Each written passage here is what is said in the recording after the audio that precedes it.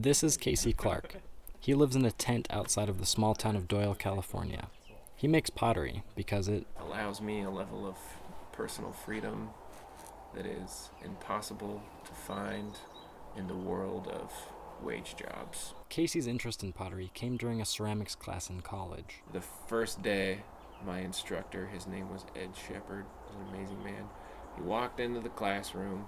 He gave the entire group of students a bunch of wood sticks and some utility knives and some sandpaper, and he had photocopied out of what I now presume was like a ceramic supply catalog. He had photocopied like a bunch of pages with the shapes of tools that potters use, and he spread out pictures of these tools, gave us all the stuff, and he said, "You want to make pots?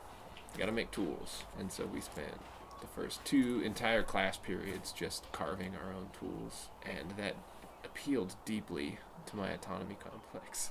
Casey was inspired to pursue pottery further when one of his instructors told him to go meet Joe Winter, a potter who lives 35 miles north of Reno. So I drove out and I met Joe. I introduced myself and I told him I was a potter.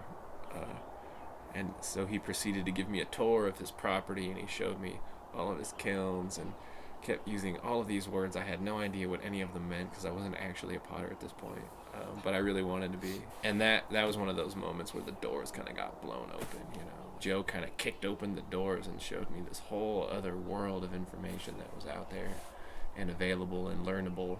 Through Joe, Casey met another potter who would later become a mentor to him, Paul Herman.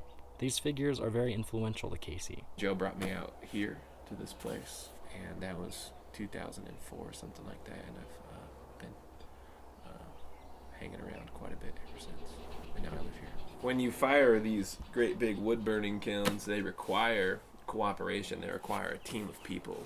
You know, we fire this kiln for 72, 75 hours in a row, so you can't really do it alone, which sometimes I think is a thing I'm attracted to because it helps balance out my drive for independence. But it's that independence that attracted Casey to Paul and Joe in the first place.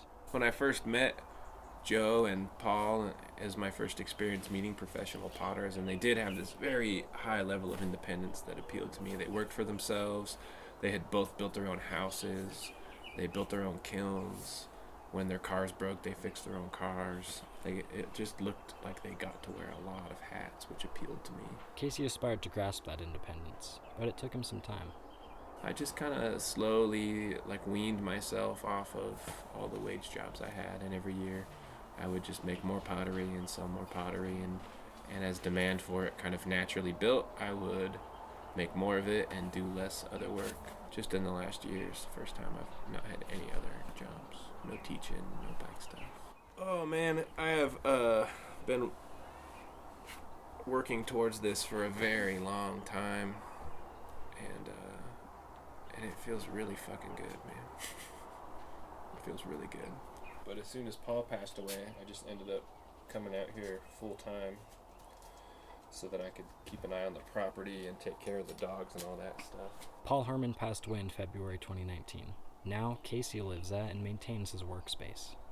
I just get up every morning, make some coffee, sit on my little porch, listen to the birds, and that's like a normal morning, you know? It's real slow.